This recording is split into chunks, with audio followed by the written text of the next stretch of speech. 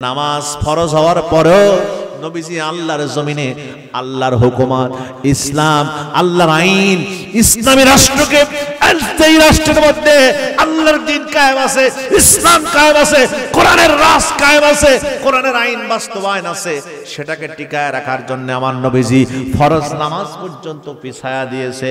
ফরজ রোজা হওয়ার পরও নবীজি বললেন, ভাঙো, আগে আল্লাহর জমিনে আল্লাহর দ্বীনকে প্রতিষ্ঠা রাখতে হবে। জোরে কোন ঠিক কিনা? আরো জোরে বলে চিৎকার দিয়ে ঠিক কিনা?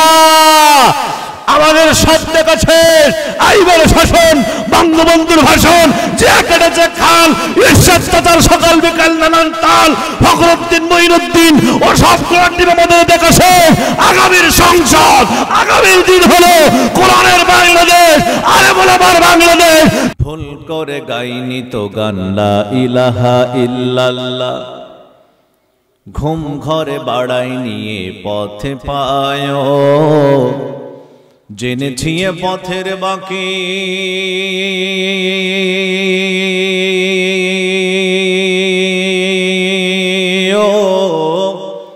জেনেছি পথের বাকে হাজার প্রাণের খুন ঝরেছে, এ পথে চলতে গিয়ে কত না পাথর খায়ে, শহীদের রক্ত বেয়ে যুগ যুগ ধরে ভিজিবে গা, ভুল করে গাইনি তো গান লা ইলাহা ইল্লাল্লাহ। হামজার বুক হিন্দায় চিরে কলিজা ছিঁড়ে খায়, খাবাবের কত রক্ত চুষেছে জ্বলন্ত কয়লায়। হামজার বুক হিন্দায় চিরে কলিজা ছিঁড়ে খায়, খাবাবের কত রক্ত চুষেছে জ্বলন্ত কয়লায়। এ পথে সফেদ কাফন হাজার হাজার শহীদ আছে, এ পথে হাত হারানো পা হারানো গাজী আছে, ও এ পথে সফেদ কাফন হাজার হাজার শহীদ আছে, এ পথে হাত হারানো পা হারানো গাজী আছে, ও শহীদের বুকের মাঝে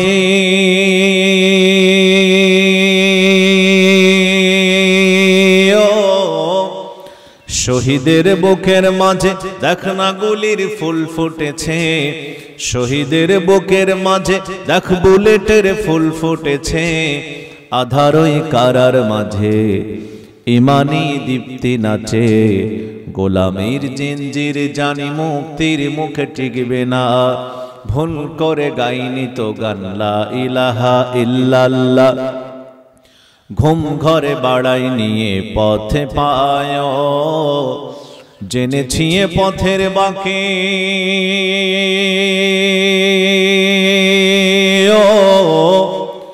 জেনেছি পথের বাকি হাজার প্রাণের খুন ঝরেছে, এ পথে চলতে গিয়ে কত না পাথর খায়ে, শহীদের রক্ত বেয়ে যুগ যুগ ধরে ভিজবে গা।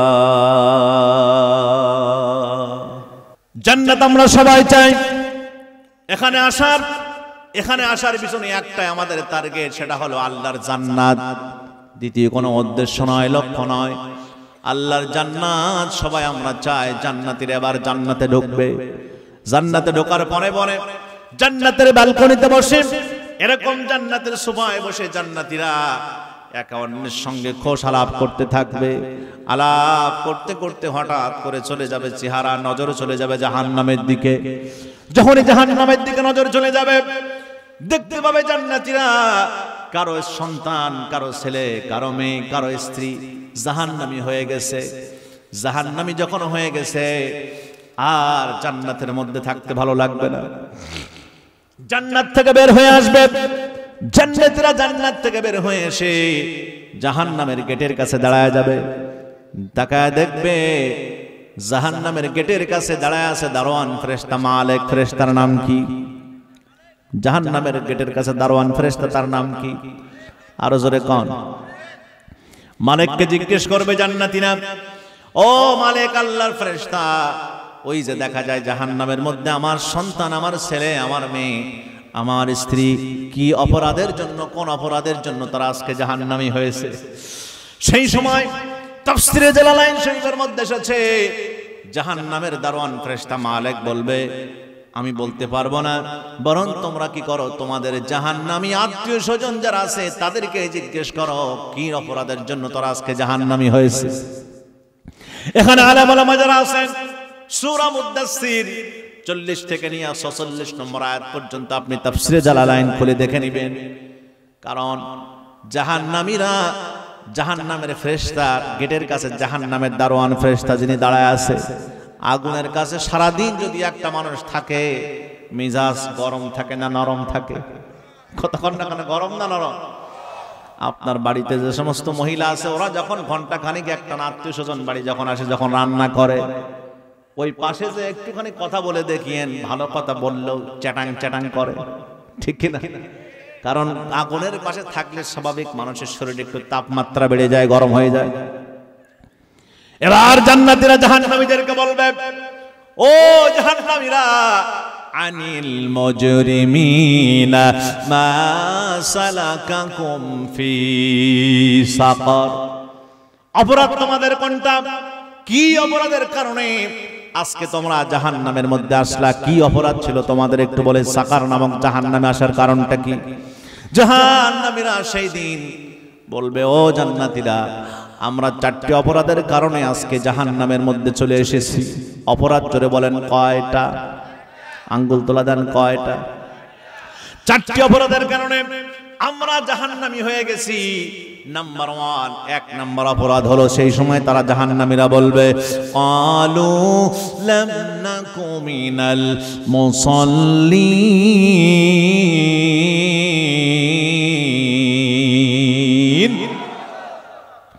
1 নম্বর অপরাধ হলো আমরা নামাজ পড়তাম না, আমরা নামাজে ছিলাম না, আমরা মসজিদে যেতাম না, আমরা মাঝে মাঝে নামাজ পড়তাম, সাপ্তাহিক নামাজ। অনেকে সপ্তাহে একদিন যায়, জুমার দিন না গেলে এলাকার লোক বেনামাজি বলবে, খারাপ বলবে, সমালোচনা করবে। অনেকে আবার আছে বিয়াই যেদিন না বাড়িতে আসে ওই দিন নামাজে যায়, বিয়াইকে সঙ্গে নিয়ে আসে না নাই? জোরে কোন আছে না নাই? সপ্তাহে একদিন নামাজ পড়ে মাত্র, নাম হলো জুমাত আলী। জুমায় জুমায় খালি দেখা যায়, ছাড়া দেখা যায় না। আবার অনেকে আছে রমজান মাসে ছাড়া দেখা যায় না, নাম হলো রমজান আলী। আছে না নাই? জোরে কন্যা খানো আছে না নাই? অনেকে আবার রোজাও থাকে না, কিন্তু কদরের রাত্রিতে নামাজে হাজির হয়, নাম হলো কদর আলী। আছে কিনা? আছে কিনা? আমার ভাইয়ের, আমার বন্ধুরা, জাহান্নামীরা বলবে, আমরা নামাজ পড়তাম না, নামাজ পড়তাম না, নামাজের জন্য অনেক আলেম ওলামা আমাদেরকে দেখেছে, আমরা নামাজে যাই নাই, যার জন্য আজকে জাহান্নামী হয়েছি। নামাজ পড়ার দরকার আছে না নাই? জাহান্নাম থেকে বাঁচতে গেলে নামাজ লাগবে কি লাগবে না? পড়তে রাজি আছেন না নাই? জোরে কোন আছেন না নাই?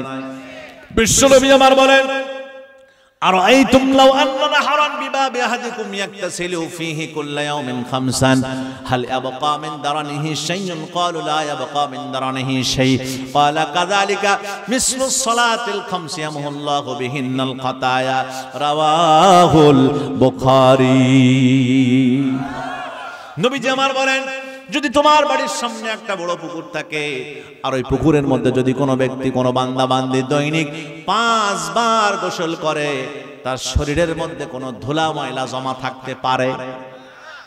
5 বার গোসল করলে একজন নারী পুরুষের শরীরে যেমন ধুলা ময়লা জমা থাকে না, বিশ্বনবী আমার বলেন, যদি কোনো আল্লাহর গোলাম বান্দা বান্দি 5 বার নামাজটা আদায় করতে পারে, তেমনি ভাবে তার আমলনামায় কোনো সগীরা গুনাহ জমা থাকতে পারে না। আর আস্তে কোন সুবহানাল্লাহ।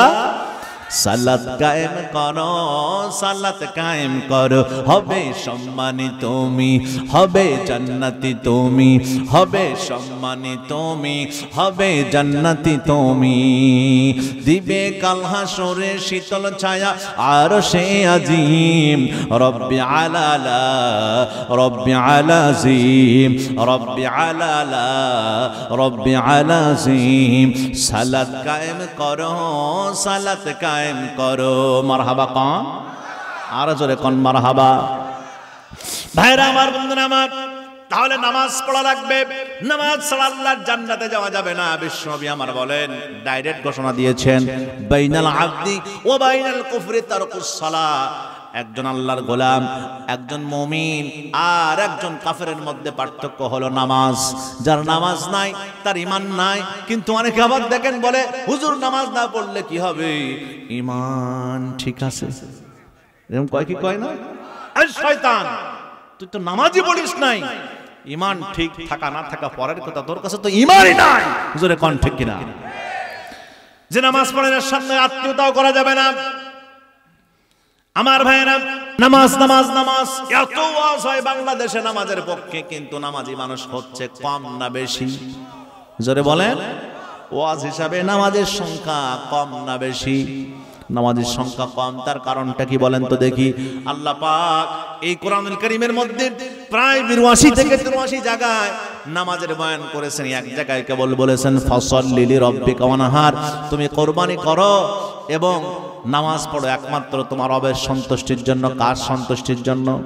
আল্লাহ রাব্বুল আলামিন বলে শুনুন, কুল ইন্না সালাতি ওয়া নুসুকি ওয়া মাহইয়ায়া ওয়া মামাতি লিল্লাহি রাব্বিল আলামিন।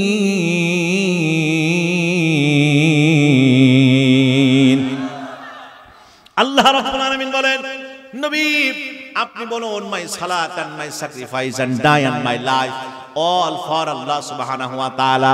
আমার নামাজ, আমার কুরবানি, আমার হায়াত, আমার মত, আমার জীবন সব হবে একমাত্র কার সন্তুষ্টির জন্য?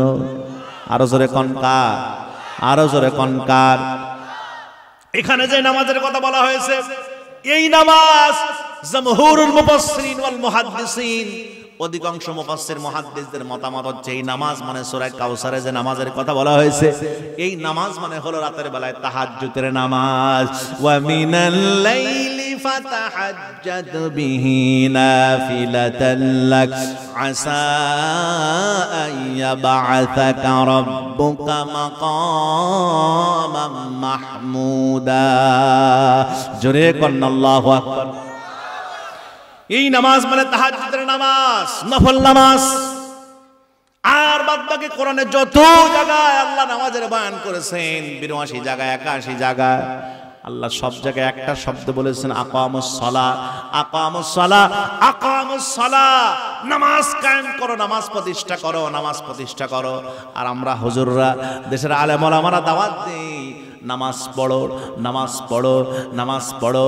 আল্লাহর দাওয়াত আর আল্লাহর কথা আর আমাদের কথা, আমাদের দাওয়াতের সঙ্গে কোনো মিল আছে? কথা বলতে হবে, মিল আছে? কোনো মিল আছে? আল্লাহ বলে নামাজ প্রতিষ্ঠা করো, আমরা বলি নামাজ পড়ো। তাহলে আল্লাহর কথার সঙ্গে আমাদের কথা মিল আছে? কথা বলেন। এখন নামাজ কায়েম করবে কারা?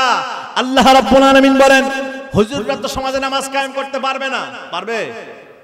যারা এই ক্ষমতায় আছে তারা ওই মহান সংসদ থেকে যদি আইন পাশ করে, তাহলে একমাত্র সমাজের মধ্যে নামাজ প্রতিষ্ঠা করা সম্ভব। তাছাড়া সম্ভব হবে? জোরে বলেন, সম্ভব হবে? আল্লাহ রাব্বুল আলামিন বলছেন, ভালো করে শুনুন, সূরা হজ 41 নম্বর আয়াত, আল্লাযীনা ইম্মাক্কান্নাহুম ফিল আরদি আকামুস সালাতা ওয়া আতাউজ যাকাতা ওয়া আমারু বিল মা'রুফি ওয়া নাহাউ আনিল মুনকার ওয়ালিল্লাহি আকিবাতুল উমুর। আল্লাহ রাব্বুল আলামিন বলেন, যখন কোন রাষ্ট্রের চেয়ার, যখন কোন ক্ষমতার আসনে যখন কোন মুসলমান বসবে, 1 নাম্বার দায়িত্ব হলো তার সমাজের মধ্যে 1 নাম্বার দায়িত্ব হলো প্রথম চেয়ার পাওয়ার সঙ্গে সঙ্গে আকামুস সালাহ, সমাজের মধ্যে আইন করে ওই মহান সংসদে 151 জন হাত তুলে বলবে, নামাজের বিল পাস হয়ে গেল, বিল পাস হয়ে গেল। কালকে থেকে 12 বছর বয়স থেকে নিয়ে বৃদ্ধ পর্যন্ত যার হুঁশ আছে, নামাজ যদি 1 ওয়াক্ত কাজা করে, 2টা করে পাছার নরম মাংস বরাবর বেতের বাড়ি, আর 2000 টাকা জরিমানা। আগামীকাল, আজকে রাত্রে এই আইন পাস হবে। আগামীকাল ফজরের নামাজে জামাতের সঙ্গে যদি প্রথম কাতারে আপনি নামাজ পড়তে চান, রাতের বেলায় রাত 3টা থেকে শুরু করে তাহাজ্জুদের নামাজ পড়ে আপনাকে সিরিয়াল দেওয়া লাগবে। জোরে বলেন ঠিক কিনা? কারণ আমরা আইনে ঠান্ডা, আইনের কাছে আমরা দুর্বল। জোরে কোন ঠিক কিনা? মানুষ কোন জায়গায় দুর্বল আল্লাহ ভালো জানে কি জানে না? জোরে কোন জানে কি জানে না? নামাজ হলো আইন করার জিনিস। সমাজের মধ্যে যখন নামাজ কায়েম হয়ে যাবে, সবাই যখন যুবক যুবতীরা যখন নামাজি হয়ে যাবে, যুবক যুবতী যখন নামাজ পড়বে, ওই যুবক তখন রাস্তা দিয়ে হেঁটে গিয়ে যদি কোনো যুবতী যায়, ওরে দেখে আর কোনোদিন টিচিং করবে না, ইফটিজিং করবে না। জোরে কোন ঠিক কিনা? আরো জোরে বলেন ঠিক কিনা? কারণ যুবক চিন্তা করবে, আমি তো নামাজ পড়ি, আমি হলাম নামাজি। কারণ নামাজ যার মধ্যে আছে, নামাজের আকীদা, নামাজের সিস্টেম পদ্ধতি যার মধ্যে একবার ঢুকে গেছে, তার দ্বারা এই জমিনে কোনোদিন কোনো ফায়সা কাজ, খারাপ কাজ হতে পারে। নামাজি ব্যক্তি সুদ খাইতে পারবে না। সমাজের মানুষ যখন নামাজি হয়ে যাবে, জিনা করতে পারবে না। জিনা করতে গেলে বিবেকের মধ্যে বাধা দিবে, আল্লাহ আমি তো 5 ওয়াক্ত নামাজ পড়ি, আমি জিনা কেমন করে করি? জিনা করা যাবে না। এভাবেই আমার ভাইয়েরা, যুবকরাও বলবে, আমার মোবাইল, যতই আমি মোবাইল ঠেলি না কেন, এই মোবাইলের মধ্যে কোনো খারাপ দৃশ্য, ছবি দেখা যাবে? জোরে কোন না কেন যাবে? মোবাইলের মধ্যে খারাপ দৃশ্য এখন সমাজের মধ্যে আছে না নাই? জোরে বলেন, আছে না নাই? এমন খারাপ অবস্থা বর্তমান জামানায় ভাইরা আমার, এই মোবাইলে সারাটা দিন ফেসবুকের মধ্যে ঠেলতেই আছে যুবক। ঠেলে কি ঠেলে না? মোবাইল ঠেলতে ঠেলতে যুবকের অবস্থা দারুণ খারাপ। যুবক তোমাদেরকে বলতে চাই, আল্লাহর হস্তে এই মোবাইল আর ঠেলো না। যদি প্রয়োজন হয় যেটুকু, তার বেশি অতিরিক্ত এই মোবাইল ঠেলা যাবে? কথা কন না, কোনো ঠেলা যাবে? আজকে যুব সমাজকে ধ্বংস করে দিয়েছে এই মোবাইল। জোরে বলেন ঠিক কিনা? আরো জোরে কোন ঠিক কিনা? প্রিয় ভাইয়েরা আমার, বন্ধুরা আমার, এজন্য শিল্পী একটা গান বেঁধেছে। এক লাইন বলবো না, থাক, দরকার নাই। দেশে মোবাইল আইছে, চিঠি বন্ধ হইয়াছে, দেওয়ানা বানাইছে, পোলা মায়ার মনের কথা ভাসে বাতাসে। ভাইরে, পোলা মায়ার মনের কথা ভাসে বাতাসে। আরো জোরে বলেন ঠিক কিনা? দেশে মোবাইল আইছে, চিঠি বন্ধ হইয়াছে, দেশে মোবাইল আইছে, চিঠি বন্ধ হইয়াছে, দেওয়ানা বানাইছে, পোলা মায়ার মনের কথা ভাসে বাতাসে। ভাইরে, পোলা মায়ার মনের কথা ভাসে বাতাসে। ঠিক কিনা? দেখো পোলা পাইনের মন বাদা ফেসবুকে এখন, মোবাইলে কাটাই দিল তারা সারাক্ষণ মোবাইলে কি যেন দেখতেই আছে। কথা বলেন ঠিক কিনা? এই মোবাইল পাইয়া দেখো মদনের মাইয়া, এই মোবাইল পাইয়া দেখো মদনের মাইয়া কি কাণ্ড ঘটাইছে। স্বামী সংসার রাইখা নাকি পালায়া গেছে। ভাইরে, স্বামী সংসার রাইখা নাকি পালায়া গেছে। সমস্যা আছে না নাই? দেখো টিকটক আসিয়া সব গেল ভাসিয়া, সব শেষ। আওয়াজ দিয়ে বলেন ঠিক কিনা? দেখো টিকটক আসিয়া সব গেল ভাসিয়া, সিদ্দিক চোরাই নায়ক হইছে আইডি খুলিয়া। দেখো টিকটক আসিয়া সব গেল ভাসিয়া, হিরো আলম নায়ক হইছে আইডি খুলিয়া। এই মোবাইলে হায় কি জাদু আছে ভাই, এই মোবাইলে হায়। এই যুবকরা কথা কয় না কা? এই মোবাইলে হায় কি জাদু আছে ভাই, পোলা পান বইঝাছে, পড়ালেখা তুইলা রাখছে সব তোমাকাশে। ভাইরে, পড়ালেখা তুইলা রাখছে সব তোমাকাশে। ভাইরে, পড়ালেখা তুইলা রাখছে সব তোমাকাশে। আরো জোরে বলেন ঠিক কিনা? সব শেষ করে দিল এই মোবাইল। আমার ভাইরা, আমার বন্ধুরা, সামনে আসলাম, সামনে আগালাম। যদি যুবক যুবতী যদি নামাজি হয়ে যায়, সব তারা বন্ধ করে দিবে। আর টিকটকের মধ্যে ঢুকবে না, আর ডান্স করবে না, আর কোনো মেয়েকে দেখে ইফটিজিং করবে না। কারণ তার মধ্যে নামাজ যখন ঢুকে যাবে, আল্লাহ রাব্বুল আলামিন বলেন, ইন্নাস সালাতা তানহা আনিল ফাহশাই ওয়াল মুনকার। জোরে কন্না আল্লাহু আকবার। নিশ্চয়ই নামাজ সমস্ত অন্যায় অশ্লীল কাজ থেকে মানুষদেরকে দূরে রাখে। সুবহানাল্লাহ কবেন না? আরো জোরে কোন আল্লাহু আকবার। সুতরাং নামাজ ছাড়া আল্লাহর জান্নাত পাওয়া যাবে? জান্নাত আমরা পেতে সবাই চাই কি চাই না? নামাজ তাহলে পড়া লাগবে কি লাগবে না? রাজি আছেন কারা কারা? হাত তোলা দেন। আল্লাহ কবুল করো হাতগুলো, জোরে বলি আমিন।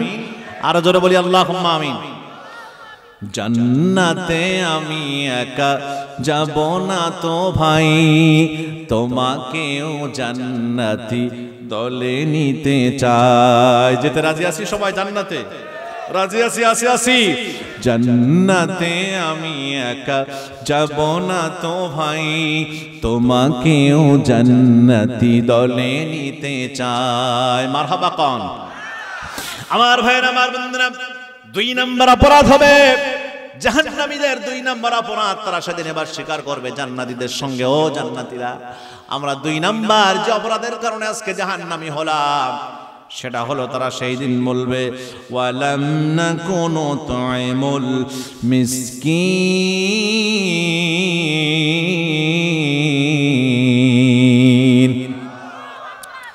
আমরা মিসকিনদেরকে খানা খাওয়াতাম না, যাকাত দিতাম না, ওসর দিতাম না, আমরা মেহমানদারি করতাম না, আমরা সদকা করতাম না, যার জন্য আজকে আমরা জাহান্নামী হয়ে গেছি। তাহলে আল্লাহর জান্নাত পেতে হলে সদকা, দান সদকা, মেহমানদারি করার, মিসকিনকে খানা খাওয়ানোর, যাকাত ওসর দেওয়ার দরকার আছে না নাই? জোরে বলেন আছে না নাই? যাকাত দিলে সম্পদ বাড়ে না কমে? সদকা করলে সম্পদ বাড়ে না কমে? আমার ভাইয়ের, আমার বন্ধুরা, তাহলে 2 নম্বর অপরাধ জাহান্নামীরা বলবে আমরা সদকা করতাম না, যাকাত দিতাম না, ওসর দিতাম না। যাকাত মানে হলো বেড়ে যাওয়া, যাকাত মানে হলো বৃদ্ধি পাওয়া, যাকাত মানে হলো বর্ধিত হওয়া, পবিত্র হওয়া। অথচ আমরা যাকাত দিতে চাই না, ওসর দিতে চাই না। ফসল যদি আপনার হয়, ধান যদি হয় 20 বস্তা, নিজের সেলো মেশিনের চাষ করা, পানি দিয়ে চাষ করা ধান, তাহলে আল্লাহ রাব্বুল আলামিনের ইসলাম শরিয়াত বলতেছে আপনাকে 1 বস্তা ধান আল্লাহর পথে, ইসলামের পথে, এলাকার গরিব অসহায় ফকির মিসকিন যারা, এটা তাদের হক, সদকা করতে হবে। আল্লাহু আকবার কোন? যদি আল্লাহর পানিতে হয়, আসমানের পানিতে হয় ধান 10 বস্তা, তাহলে 10 বস্তায় 1 বস্তা, 20 বস্তায় 2 বস্তা। এটা গ্রামের অসহায় যারা, আপনার প্রতিবেশী অসহায় যারা, এলাকার অসহায় যারা, এতিমখানায়, বিভিন্ন জায়গায় ফি সাবিলিল্লাহ, আল্লাহর জমিনে যারা আল্লাহর দ্বীন কায়েমের কাজ করে, তাদেরকে এটা সদকা করে দিতে হবে তাদের কাছে। এটা হলো আল্লাহর ইসলাম, এটা ইসলামের নির্দেশনা। অথচ আমরা এইগুলো করি না। আমরা যাকাত দেওয়াকে জরিমানা মনে করি, সদকা করাটাকে মনে করি যে না, সম্পদ কমে গেল মনে হয়। সম্পদ কমে না বাড়ে? জোরে কোন? সম্পদ কমে না বাড়ে? সম্পদ বেড়ে যায়। আল্লাহ রাব্বুল আলামিন বলেন ওয়ামা তুনফিকু মিন শাইইন ফি সাবিলিল্লাহি ইউফা ইলাইকুম ওয়া আনতুম লা তুযলামুন। সূরা আনআম আয়াত নম্বর 60। আল্লাহ রাব্বুল আলামিন বলেন যখন কোনো বান্দা আল্লাহর পথে ব্যয় করে, কোনো কিছু খরচ করে, আমার আল্লাহ বলেন সঙ্গে সঙ্গে ইউফা ইলাইকুম, আমি আল্লাহ তার প্রতিদানটা দিয়ে দেই। ওয়া আনতুম লা তুযলামুন, আমি আল্লাহ কারোর প্রতি জুলুম করি না। সুবহানাল্লাহ কোন? তাহলে দান সদকা বেশি বেশি করার দরকার আছে না নাই? সুলাইমান আলাইহিস সালামের জীবনের একটা ঘটনা বলি, শুনবেন আপনারা। সুলাইমান নবীর সময় এক পাখি, সে কি করেছে, গাছের মধ্যে ডিম পাড়ে। যখনই ডিম পাড়ে, এক এলাকার যুবক, দুষ্ট যুবক আছে, ও পেড়ে পেড়ে খেয়ে ফেলায়, পেড়ে পেড়ে খেয়ে ফেলায়। সেবার পাখি যে সুলাইমান নবীর কাছে অভিযোগ করেছে, সুলাইমান আলাইহিস সালাম, এই যুবক যদি আমার ডিম খেয়ে পেড়ে খেয়ে ফেলায়, তাহলে আমার বংশবৃদ্ধি হবে না। তাহলে কি করা যায়? আপনি যুবককে থামান। সুলাইমান আলাইহিস সালাম যুবককে ডাক দিল, দিয়ে বলতেছে, যুবক, আগামী কাল থেকে তোকে নিষেধ করে দিলাম, পাখির ডিম তুই আর খাবি না। তাজকিরাতুল আম্বিয়ার মধ্যে সূরা আনআম আয়াত নম্বর 60 এর ব্যাখ্যা এসেছে, আর ডিম খাইতে পারবি না। কিন্তু ফ্রি খাওয়ার একটা ধান্দা, লোভ সহজে কি যায় ভাই? কথা কন্যা কেন সহজে যায়। ও পরের দিন আবার ডিম খাইছে পেড়ে গাছ থেকে। আবার সুলাইমান নবীর কাছে পাখি যেয়ে বলতেছে, হুজুর আপনি দুষ্টকে কি নির্দেশ দিলেন, কি নিষেধ করলেন যুবককে, সে তো আবার ডিম খাইছে। সুলাইমান আলাইহিস সালাম এবার জিনকে ডাক দিল। জিনকে বলতেছে, জিন তোমাকে আজকে দায়িত্ব দিলাম, এই গাছের গোড়ায় বসে থাকবা, পাখির ডিম পাহারা দিবা, যেন ওই দুষ্ট যুবক আর এই পাখির ডিম না খেতে পারে। যদি ডিম খায়, যখনই বাসার মধ্যে হাত দিবে পাখির, যখনই ঘরের মধ্যে হাত দিবে, ডিম যেখানে পড়েছে তাওয়ার মধ্যে হাত দিবে, দেওয়ার সঙ্গে সঙ্গে ওকে হাত ধরে ফেলায় দিবা, 2-10 হাত ধরে যেই পুরো হাড়গোড় সব শেষ হয়ে যায়। জিন বসা আছে গাছের গোড়ায়, পাখি ডিম পারছে, ডিম পেড়ে চলে গেছে। ওই যুবক আবার ফ্রি খাওয়ার ধান্দা আছে না নাই? কথা কন না কেন, আছে না নাই? আবার ফ্রি খাওয়ার জন্য চলে আসছে। গাছের মাঝ বরাবর যখন উঠেছে, তলা দিয়ে একজন ভিক্ষুক যায়, যে বলতেছে, যেতে যেতে ও যুবক, যুবককে গাছের মাথায় ডেকে বলতেছে, মাঝখানে দেখে বলতেছে, ও যুবক আমি বড় ক্ষুধার্ত, আমারে কিছু খাইতে দাও। যুবকের মনের মধ্যে খুব দয়া লাগছে, আস্তে করে যুবক নিচে নেমে আসছে, পকেটের মধ্যে হাত ঢোকাইছে, এক মুষ্টি খাবার বের করে যুবক এবার ভিক্ষুককে দান করে দিয়েছে, সদকা করে দিয়েছে। সদকা করে দেওয়ার পর ভিক্ষুক এবার দোয়া করতেছে, আল্লাহ তুমি এই যুবককে সমস্ত বালা মুসিবত থেকে হেফাজত করো। জোরে কোন সুবহানাল্লাহ, লিল্লাহি তাকবীর। আল্লাহ পারে কি পারে না? আর জোরে কোন পারে কি পারে না? সব পারে। আমার ভাইয়ের, আমার বন্ধুরা, এবার যুবক আবার গাছের মধ্যে উঠে গেছে। যখন এবার পাখির ডিমের মধ্যে হাত দেবে, এমন সময় জিন যে হাত ধরে ঝাঁকা দেওয়ার জন্য, ছুঁড়ে ফেলে দেওয়ার জন্য যুবকের হাত ধরেছে, সঙ্গে সঙ্গে 2 জন ফেরেশতা এসে জিনকে আটকায় দিছে, যুবকের হাত ধরে রাখছে। জিন আর যুবককে কখনো ছিটকে মারতে পারলো না, দূরে ফেলাই দিতে পারলো না। পাখির ডিম খেয়ে আবার যুবক চলে গেল। পরের দিন সকালে আবার পাখি যে সুলাইমান নবীর কাছে বলতেছে, হুজুর এই পৃথিবীর মধ্যে একজন নবী সবচেয়ে ভালো বুঝতেন ভাষা পশু পাখিদের, যার নাম হলো হযরতে সুলাইমান। সুবহানাল্লাহ। বলছে, হুজুর আপনি কি জিন নিয়োগ দিলেন? জিনও তো আমার পাখির আমার ডিম রক্ষা করতে পারে না। এই জিনকে ডাকো। তাহলে জিন আসলে হাজির সামনে। বলে, হুজুর আপনি ডাকছেন কেন? বলে, তোরে এখন আমি সাইজ করব, তোরে দায়িত্ব দিয়েছিলাম যুবক, দুষ্ট যুবককে সাইজ করার জন্য, তুই পারিস নাই। বলছে, হুজুর আপনি আগে আমার কথা শুনবেন, তারপরে আমারে সাইজ করবেন। বলছে, কি কথা তোর বল। আমি যখন যুবককে হ্যাসকা টান দিয়ে ফেলাতে গিয়েছিলাম, 2 জন ফেরেশতা এসে আমার হাত এভাবে আটে ধরছে, যুবকের হাত এটে ধরছে, আমি যুবককে ফেলাতে পারি নাই। বলছে, আর কোনো ঘটনা ঘটছে নাকি ওখানে? জিন বলতেছে, হ্যাঁ, যুবক যখন গাছের মাঝখানে তলা দিয়ে এক ভিক্ষুক যাচ্ছিল, বলে, যুবক আমি খুব ক্ষুধার্ত, আমারে কিছু দাও। যুবকের মনে লাগছে দয়া, নিচে নামছে যুবক, পকেটের মধ্যে হাত দিয়ে খাবার ছিল, পকেটে এক মুষ্টি খাবার দান করে দিয়েছে। ভিক্ষুক সঙ্গে সঙ্গে দোয়া করে দিয়েছে। সুলাইমান নবী বলতেছে, আর বলা লাগবে না, as-সাদাকাতু তারাদ্দুল বালা, সদকা করলে আল্লাহ রাব্বুল আলামিন বালা মুসিবত থেকে হেফাজত করে। এই যুবক সদকা করার কারণে আল্লাহ ফেরেশতা পাঠায়া যুবককে বিপদ থেকে উদ্ধার করেছে। জোরে কোন সুবহানাল্লাহ। ইসলামের মধ্যে সবচেয়ে কোন কাজটি উত্তম? নবীজি আমার বলেন, তুতিমুত তাআমা ওয়া তাকরাউস সালাম আলা মান আরাফতা মান লাম তারিফ, রাওয়াহুল বুখারী। নবীজি আমার বলেন, বেশি বেশি করে চেনো আর নাই চেনো, দেখলেই দিবা সালাম, আর একটু পারলে তোমরা কি করবো? মেহমানদারি করবে। জোরে কোন সুবহানাল্লাহ। এই কাজটা সবচেয়ে ইসলামের মধ্যে উত্তম কাজ, ভালো কাজ। আর আস্তে কোন সুবহানাল্লাহ। তাহলে এই কাজগুলো করা যাবে কি যাবে না? অথচ আমরা এই কাজগুলো করি না। আমরা সদকা করতেই চাই না, দান করতেই চাই না, মানুষেরটা খাওয়ার জন্য বসে থাকে, কাউকে খাওয়াতে চাই না। ঠিক কিনা? 3 নাম্বার জাহান্নামীরা বলবে, ওয়া কুননা নাখুদু মাল খাইদিন,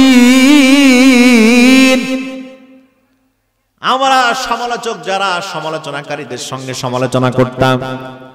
তার মানে হলো যারা নাখুদু মাল খাইদিনের ব্যাখ্যায় তাফসীরে আমি দেখলাম, তাফসীরে বাইজাবি পড়লাম, তাফসীরে তাবারি বের করলাম, তাফসীরে ইবনে কাসির বের করলাম, তাফসীরে তাফহিমুল কুরআন আল্লামা সৈয়দ মওদুদী রাহিমাহুল্লাহর তাফসীর দেখলাম, তাফসীরে ফি জিলালিল কুরআন দেখলাম। সর্বশেষ তাফসিরে জালালাইন শরীফটা বের করলাম, দেখি কি ধরেছে তাফসিরে জালালাইন শরীফের মধ্যে লেখা হয়েছে ওয়া কুননা নাকুদু মাআল কায়িদিনের ব্যাখ্যায় লেখা হয়েছে, যারা আল্লাহর জমিনে আল্লাহর হুকুমাত ওয়াজিব, সুন্নাহ মুস্তাহাব না সুন্নতে জায়েদা কোনটা? আল্লাহ এতগুলো মানুষের মধ্যে দুই একজন বললেন ফরজ। আরো আস্তে কোন, আরো জোরে কোন। আল্লাহর জমিন, জমিন যার আইন চলবে তার, আলা লাহুল খালকু ওয়াল আম, সৃষ্টি যার, জমিন যার, আইন চলবে তার। বাংলাদেশে কি মানুষের আইন ছাড়া কোনো আইন, কোরআনের আইন বাংলাদেশে আছে? আল্লাহর আইন আছে। এই জমিন কার? আরো জোরে কোন কার? আল্লাহর আইন আছে এখানে? নাই। আল্লাহ রাব্বুল আলামিন বলেন এই কাজ যারা করবে, আল্লাহর জমিন আল্লাহর দ্বীন প্রতিষ্ঠার কাজ যারা করে, এই কাজটা করা হলো ফরজ। জানো তো ফরজ না? কেমন ফরজ? ফরজে আইন, আবশ্যকীয় ফরজ। এক কথায় সব ফরজের বড় ফরজ আল্লাহর জমিনে আল্লাহর দ্বীন কায়েমের কাজ করা, অংশগ্রহণ করা, এই কাজের চেষ্টা করা। জোরে কোন সুবহানাল্লাহ। আল্লাহ রাব্বুল আলামিন বলেন সূরা শুরা সুন্দর করে 13 নম্বর আয়াতের মধ্যে রব্বুল আলামিন জানায় দিলেন, শারা'a লাকুম মিনাদ-দীনি মা ওয়াসসা বিহি নূহা ওয়াল্লাযী আওহাইনা ইলাইক وما وصينا به إبراهيم وموسى وعيسى أن أقيموا الدين ولا تتفرقوا فيه جري بولن الله أكبر إلى آخر الآية আল্লাহ রাব্বুল আলামিন বলেন আমি আল্লাহ পাক নূহ আলাইহিস সালামের শরীয়তের মধ্যে যেই নিয়ম কানুন আমি আল্লাহ যে হুকুমাত দিয়েছিলাম আল্লাহর জমিনে আল্লাহর দ্বীন বাস্তবায়নের কাজ করা, যেই হুকুম বাস্তবায়নের কাজ যেটা দিয়েছিলাম ওই একই কাজ আমি আল্লাহ ইব্রাহিম আলাইহিস সালামের শরীয়তের মধ্যে দান করেছি। ওই একই কাজ আমি আল্লাহ ঈসা আলাইহিস সালামের শরীয়তের মধ্যে দান করেছি। ওই একই কাজ আমি আল্লাহ মুসা আলাইহিস সালামের শরীয়তের মধ্যে দান করেছি। ওই একই কাজ ওয়াহাইনা ইলাইক, নবী হে আপনার এবং আপনার উম্মতের উপর ওহী নাজিল করে আমি আল্লাহ একই বিধিবিধান নিয়ম কানুন নাজিল করেছি। জোরে কোন সুবহানাল্লাহ। আপনার উম্মতে মুহাম্মাদি যারা তাদের কাজ হবে আন আকিমুদ্দিন ওয়ালা তাতাফাররাকু ফি, আল্লাহর জমিনে আল্লাহর দ্বীন কায়েমের কাজ করা, কোনো মত পার্থক্য করা যাবে? আস্তে কোন, আস্তে কোন, আস্তে কোন। যাবে? যাবে না। অথচ আমরা এগুলো বুঝতে চাই না, এগুলো মানতে চাই না। আমরা মনে করি নামাজ মনে হয় আমাকে জান্নাতে নিয়ে যাবে।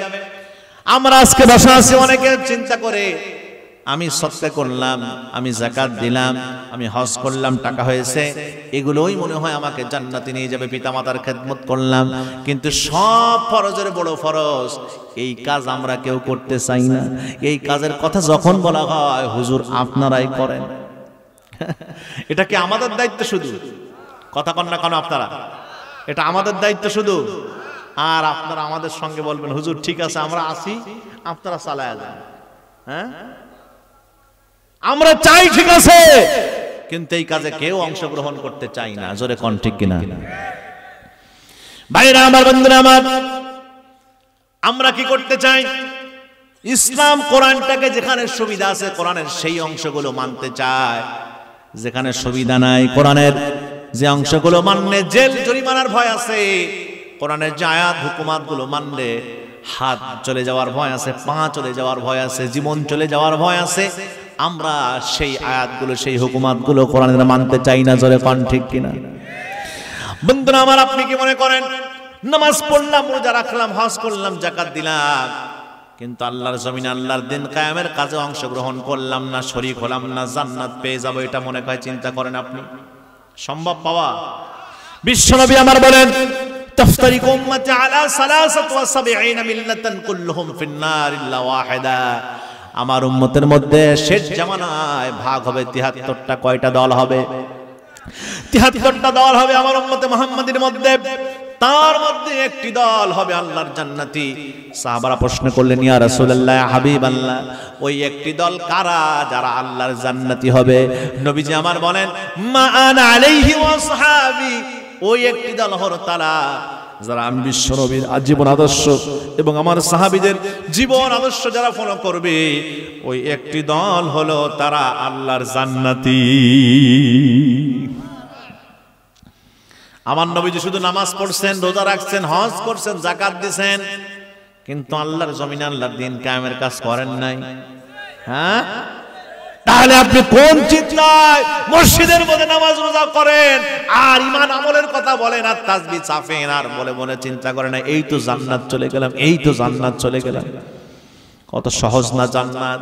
জান্নাত পেতে হলে কোরআনের বিসমিল্লাহর বা থেকে শুরু করে নিয়া মিনাল জিন্নাতের ওয়ান নাস পর্যন্ত, নাসের সিন পর্যন্ত গোটা বাস, গোটা কোরআনের সব কটি অক্ষর আপনাকে মানা লাগবে, ঈমান থাকা লাগবে। জোরে কোন ঠিক কিনা? বিশ্বাস করা লাগবে, কাজ করা লাগবে, অথচ আমরা করি না। আমার ভাইরা, আমার বন্ধুরা, আমাদের উচিত ছিল ইসলামের আন্ডারে আমাকে থাকা, অথচ ইসলামকে আমি আমার আন্ডারে নিয়ে নিয়েছি। আমার যেটুকু ভালো লাগে ইসলাম থেকে সেটুকু নেই, যেটুকু ভালো লাগে না আমি ইসলাম থেকে সেটুকু নেই না। এটাই কি ইসলাম মানা হবে? তাহলে কি ইসলাম পরিপূর্ণ মানা হলো? আপনি কিছু মানলেন, কিছু মানলেন না, আপনি কি আল্লাহর সত্যিকার অর্থে জান্নাত পাবেন মনে করেন? আল্লাহ রাব্বুল আলামিন বলেন, শুনুন, আফাতুমিনুনা বিবাদিল কিতাবি ওয়া তাকফুরুনা বিবাদ। এই কোরআনের কিছু মানবে আর কিছু মানবে না, তা হবে না, তা হবে না।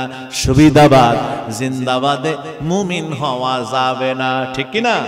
কোরআনের কিছু আয়াত মানবে আর কিছু তুমি মানবে না, কোরআনের কিছু আয়াত মানবে আর কিছু তুমি মানবে না। সুবিধাবাদ জিন্দাবাদে মুমিন হওয়া যাবে না, ঠিক কি না?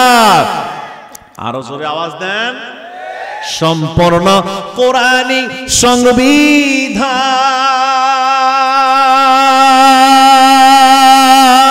যারা আংশিক না মানিলে হবে কি তার মান রে, হবে কি তার মান, ঠিক কিনা বলো?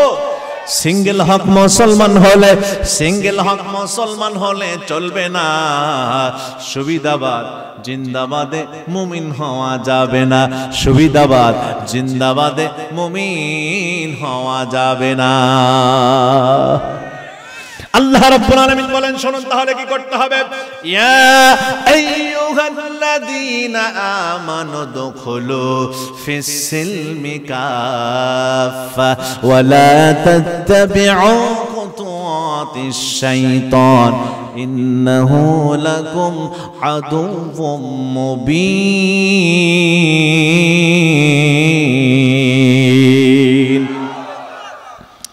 আল্লাহ রাব্বুল আলামিন বলেন, ও ইমানদারেরা, তোমরা পরিপূর্ণভাবে ইসলামের মধ্যে দাখিল হও। কিছু মানবে কিছু মানবে না, এভাবে ইসলাম মানলে হবে? আরো জোরে কন্যা কেন হবে? হবে না। পরিপূর্ণ ইসলাম তোমাকে মানতে হবে, তাহলে একমাত্র তুমি আল্লাহর জান্নাত পাবে, তাছাড়া জান্নাত পাওয়া যাবে না। আল্লাহর জান্নাত পেতে হলে সব হুকুমত আপনাকে মানতে হবে। আপনি নামাজ, রোজা, হজ, যাকাতের মতো এর চাইতে বড় করে ইসলামী আন্দোলনের কাজ করা লাগবে। আল্লাহর জমিনে আল্লাহর দ্বীন কায়েমের কাজে আপনাকে অংশগ্রহণ করা লাগবে। এখন আপনি বলতে পারেন, হুজুর বাংলাদেশে তো অনেক দল আছে, ইসলামিক দল, আমি এখন কোনটায় অ্যাড হব? আমার ভাইয়েরা, আমার বন্ধুরা, আমি আগেই হাদিসটা বলে দিয়েছি আপনাদের বোঝানোর স্বার্থে, যেই দলের মধ্যে, ইসলামিক দলের মধ্যে হুবাহু আমার নবীজির জীবনের লালন পালন, নবীজির জীবনের চরিত্র, নবীজির জীবনের কালচার, নবীজির আদর্শ যেই দলের মধ্যে ফুটে আছে, নবীজির সাহাবাদের জীবন আদর্শ যেই দলের মধ্যে আছে, ওই দল আপনাকে বেছে নিতে হবে। জোরে বলেন ঠিক কিনা? এছাড়া জান্নাত পাওয়া যাবে? আল্লাহ রাব্বুল আলামিন বলেন, ওয়াতাসিমু বিহাবলিল্লাহি জামিআন ওয়া লা তাফাররাকু। তোমরা আল্লাহর রজ্জুকে সবাই মিলে আঁকড়ে ধরো এমন ভাবে কখনো ছিঁড়ে যাওয়া যাবে না, ছোটানো যাবে মজবুত ভাবে তোমরা আল্লাহর রজ্জুকে আঁকড়ে ধরো। আমার ভাইরা, আমার বন্ধুরা, এখানে কোনো দলাদলি করা যাবে না, কোনো মতপার্থক্য করা যাবে না।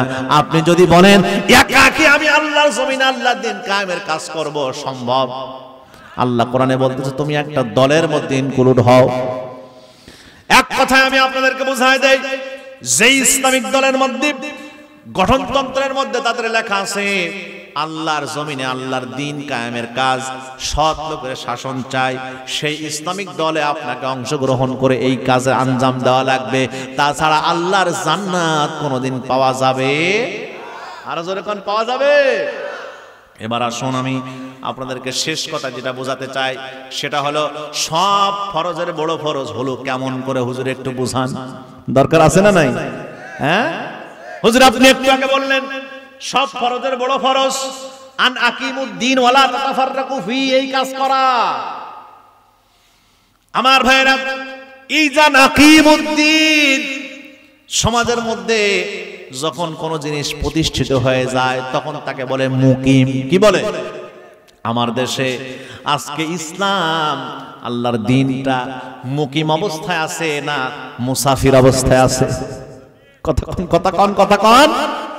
মুসাফির অবস্থায় আছে। মুসাফিরের দাম বেশি না মুকিমের দাম বেশি?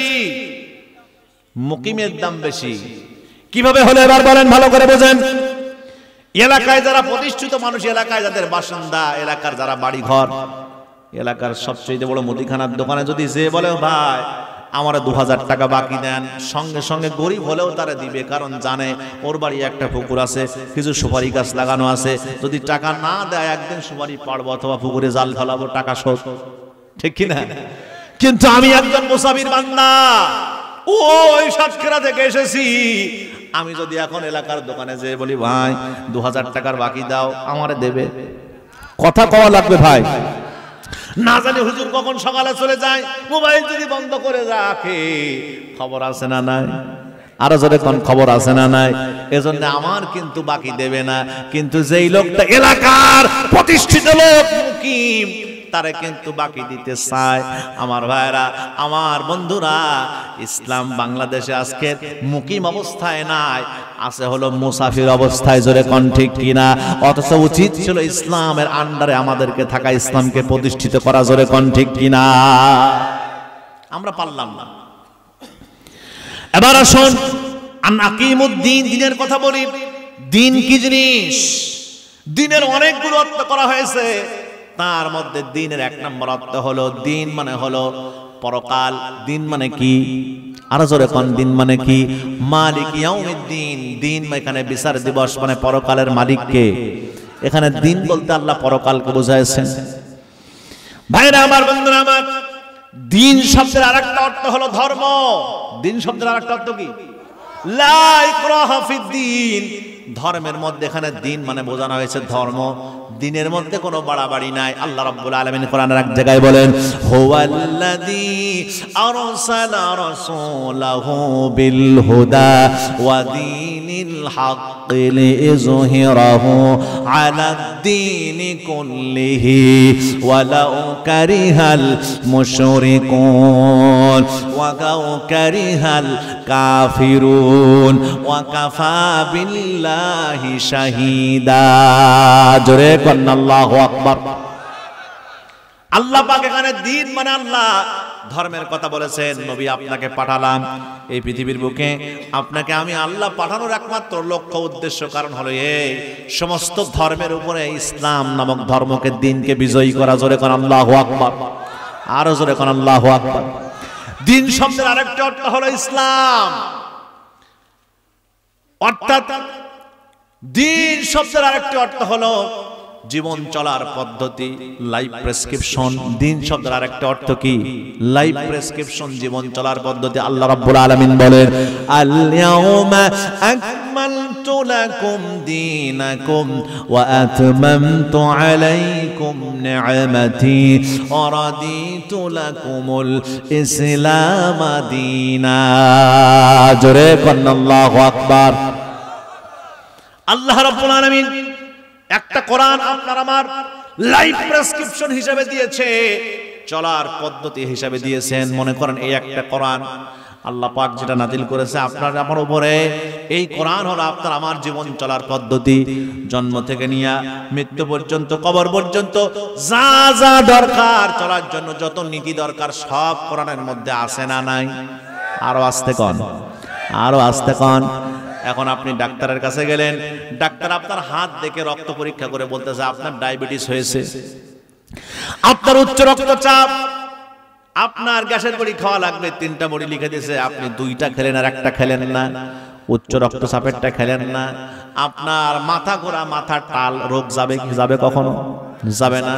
এর দ্বারা বোঝা যায়, জানা যায়, সেটা হলো আমার ভাইরা, আমার বন্ধুরা, সেটা হলো আপনার আমার একটা ওষুধ না খেলে যেমন রোগ পরিপূর্ণ সারবে না, তেমনি কোরআনুল কারীমের সব অনুশাসন, হুকুম, আহকাম আমি যদি না মানতে পারি, তাহলে আপনি আমি কোনদিন আল্লাহর জান্নাত পাবো না। জোরে কোন ঠিক কিনা? গোটা কোরআন আপনাকে আমাকে মানতে হবে। ইন্নাদ দীনা ইনদাল্লাহিল ইসলাম, নিশ্চয় একমাত্র মনোনীত ধর্ম হলো ইসলাম। জোরে কোন সুবহানাল্লাহ। আমাদের লাইফ প্রেসক্রিপশন হলো একমাত্র ইসলাম। সব মানতে হবে গোটাটাই, তাছাড়া জান্নাত পাওয়া যাবে যাবে না। বিশ্বনবী মুহাম্মদ রাসূলুল্লাহ সাল্লাল্লাহু আলাইহি ওয়াসাল্লাম যখন মক্কার সংসদে কোরআন নিয়ে ঢুকতে পারলেন না, 13 বছর কোরআন দিয়ে দাওয়াত দিলেন, কিন্তু মক্কার সংসদে কোরআন নিয়ে ঢুকতে পারলেন না। নবীজির বিরুদ্ধে একবার ষড়যন্ত্র হয়ে গেল। এক পর্যায়ে সিদ্ধান্ত নিল কাফেররা, মুহাম্মদকে যেখানে পাইবা সেখানে মুহাম্মদকে তোমরা হত্যা করো। আল্লাহ রাব্বুল আলামিন বললেন, নবী হে, আপনি কি করেন? সঙ্গে সঙ্গে আপনি আর দেরি করবেন না, আপনি হিজরত করেন, আপনার হিজরতের সময় হয়ে গেছে। নবীজি আমার হিজরতের জন্য, হিজরতের রাত রওনা হয়েছেন নবীজি আমার হিজরতের জন্য। আল্লাহ পাকের কাছে বললেন, রব্বুল আলামিন, আয় আল্লাহ তাআলা, মেহেরবানি করে মক্কার সংসদে কোরআন নিয়ে ঢুকতে পারলাম না, মদিনার সংসদটা তুমি আল্লাহ আমার হাতে দিও। জোরে কোন সুবহানাল্লাহ। ওয়াজআলনি মিন লাদুনকা সুলতানান নাসীরা। জোরে কোন আল্লাহু আকবার। নবীদের দোয়া কবুল না মিস? জোরে কোন কবুল না মিস? নবীরা দোয়া করলে সঙ্গে সঙ্গে আল্লাহ রাব্বুল আলামিন দোয়া কবুল করে নেয়। নবীজি চলে গেলেন মক্কা থেকে মদিনায়। মদিনার মানুষেরা নবীজিকে তোরা আল বদরু আলাইনা গান গেয়ে গেয়ে নবীজিকে তারা কি করলো? স্বাগতম জানালো। মদিনার সংসদের চেয়ারে বসায় দিল, মদিনার রাষ্ট্রের প্রধান বানায় দিল নবীজিকে। বানায় দেওয়ার পর মক্কার কাফেরেরা জ্বলে পড়ে তেলে বেগুনে জ্বলে উঠেছে। মুহাম্মদ নতুন রাষ্ট্র গঠন করেছে, কোরআন দিয়ে রাষ্ট্র চালায়। এখন কি করতে হবে? এই নবগঠিত রাষ্ট্রকে এখনই ভেঙে চুরমাচার করে দিতে হবে, তছনছ করতে হবে। এখনো মুহাম্মদ যেহেতু নতুন রাষ্ট্র তৈরি করেছে, রাষ্ট্রের প্রধান, এখনো যেহেতু মুহাম্মদ ঘোড়া তৈরি করতে পারে নাই, ঢাল তরবারে বেশি নাই, সেনাবাহিনী প্রস্তুত করতে পারে নাই, তাহলে কি করা দরকার? রাতের বেলায় অতর্কিত হামলা করতে হবে। এই কথা চলে গেছে গোয়েন্দা বিভাগের মাধ্যমে আল্লাহ নবীর কানের মধ্যে। নবীজি গোয়েন্দা বিভাগের মাধ্যমে, এনএসআই বিভাগের মাধ্যমে জানতে পেরেছেন যে আমার এই মদিনাকে তারা রাতের বেলায় হামলা করবে, অতর্কিত হামলা। তাহলে এখন কি করা যায়? সাহাবীদেরকে ডাক দিলেন। নবীজি আমার সঙ্গে সঙ্গে 7-8 জন সাহাবীদেরকে নিয়ে বসলেন। নবীজি একটা রুদ্ধদ্বার বৈঠকের আয়োজন করলেন। সাহাবীদেরকে বললেন, তোমাদের কার কি পরামর্শ আছে? তোমরা আমাকে পরামর্শ দাও। একজন বয়োবৃদ্ধ সাহাবী বললেন, ইয়া রাসূলুল্লাহ, ইয়া হাবিবাল্লাহ, যুদ্ধ আমরা করব না, ঢাল আমাদের লাগবে না, তরবারি আমাদের লাগবে না, ঘোড়া আমাদের লাগবে না, আমাদের সৈন্য সামন্ত কিছুই লাগবে না। বিনা যুদ্ধে আমরা কৌশল অবলম্বন করে এবার যুদ্ধে পরাজয় করব, এবার যুদ্ধে জয়ী হব। জোরে কোন সুবহানাল্লাহ। যুদ্ধ করব না, কিন্তু কৌশলে আমরা বিজয়ী হব। সুবহানাল্লাহ কোন। সাহাবী পরামর্শ দিলে তাহলে কি করতে হবে? সাহাবী নবীজির সামনে সাহাবী, বয়োবৃদ্ধ সাহাবী, বয়স্ক সাহাবী, যার নাম হলো সালমান ফারসি রাদিয়াল্লাহু তাআলা আনহু, তিনি বললেন, ইয়া রাসূলুল্লাহ, ইয়া হাবিবাল্লাহ, পারসিকদের ইতিহাস আমি পড়েছি। সেটা হলো পারসিকরা একটা যুদ্ধে পরিখা খনন করার মাধ্যমে, খাল খনন করার মাধ্যমে তারা জয়লাভ করেছিল। জোরে কোন সুবহানাল্লাহ। তাহলে তুমি কি করতে চাও? আমরা কি করতে পারি? নবী হে, যেই মদিনার সীমানা বরাবর কাফেররা যেখান দিয়ে মদিনার যেই সীমানাগুলো দিয়ে অতিক্রম করতে পারে, রাত্রে বেলায় আমাদের অতর্কিত হামলা করতে পারে ঘোড়া দাবড়ায়া, ওই জায়গাগুলো আগে চিহ্নিত করতে হবে। চিহ্নিত করে করে ওই এলাকাব্যাপী ওই এরিয়া মাফিক আমাদেরকে খাল খনন করতে হবে। সারা রাত ধরে আমরা খাল খনন করব। রাতের বেলায় ওই খালের উপরে আবার পাতা পল্লব দিয়ে ঘাস দিয়ে আমরা সুন্দর করে ঢেকে দেব। কাফেরেরা রাতের বেলায় যখন জমিন মনে করে ওই দিক দিয়ে যখন আক্রমণ করবে, ঘোড়া দাবড়া দেবে, ঘোড়া সহ কাফেরেরা সব ওই খালের কূপের মধ্যে পড়বে। আমাদের যুদ্ধ করা লাগবে না, তরবারি লাগবে না, সৈন্য লাগবে না, ঢাল লাগবে না, এমনিতেই খালের মধ্যে এসে পড়বে, হাবুডুবু খাবে, আমরা জয়ী হয়ে যাব। জোরে কান সুবহানাল্লাহ, নারায়ে তাকবীর। নবীজি সঙ্গে সঙ্গে নির্দেশ দিলেন, আর দেরি করে যাবে না, ভোর হওয়ার আগে আগে তোমরা ঝুড়ি কোদাল নিয়ে হাজির হবে। নবীজির নির্দেশ মোতাবেক সাহাবীরা কি করলো? পরিখা খনন করা শুরু করে দিল। এই যুদ্ধকে বলা হয় আর এক নাম হচ্ছে আহজাবের যুদ্ধ, খন্দকের যুদ্ধ। নবীজির সাহাবীরা মিলে, নবীজি নিজেই সঙ্গে আছেন, খন্দক খনন করতে লাগলেন। তাফসীরের মধ্যে এসেছে, সিরাতের মধ্যে এসেছে, সিরাতের মধ্যে এসেছে, নবীজির জীবনের মধ্যে এসেছে। আর রাহিকুল মাকতুম আল্লামা সফিউল্লাহ মুবারকপুরি রাহিমাহুল্লাহ তার কিতাবে লেখা আছে, নবীজি কি করলেন? সাহাবীদের সঙ্গে নিয়ে খাল খনন করতেছেন। খাল খনন করা শেষ, খনন করতে করতে যখন কাজরত আছেন, জোহরের নামাজের টাইম হয়ে গেছে। মনোযোগ আছে আপনাদের? মনোযোগ আছে? মনোযোগ আছে? আল্লাহ কবুল করুন, জোরে বলে আমিন। জোহরের নামাজের টাইম হয়ে গেল। খাল খনন করতে করতে হযরত বেলালকে বললেন, নবীজি আমারও বেলাল আজান দাও। বেলাল আজান দেওয়া শুরু করে দিয়েছে। আল্লাহু আকবার, আল্লাহু আকবার, আল্লাহু আকবার কোন? আল্লাহু আকবার, আল্লাহু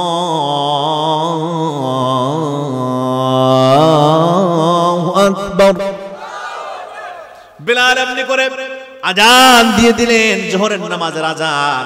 কিন্তু নবীজি কামাত দিতে বলেন না, নামাজও নবীজি পড়েন না। জোহরের টাইম শেষ হয়ে গেল, আসরের নামাজ সামনে চলে আসলো। বেলালকে বলা হলো, বেলাল আজান দাও। বেলাল আবার আজান দিয়ে দিল মধুর কণ্ঠে।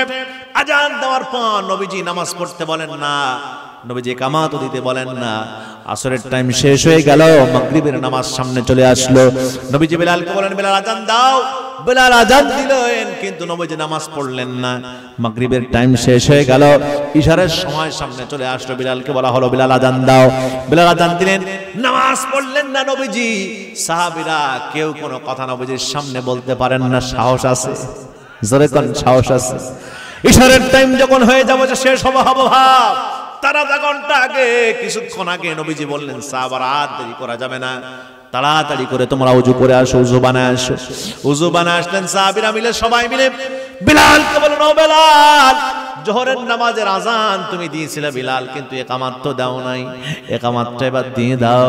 হযরতে বিলাল সঙ্গে সঙ্গে একামাত দিয়ে দিলেন।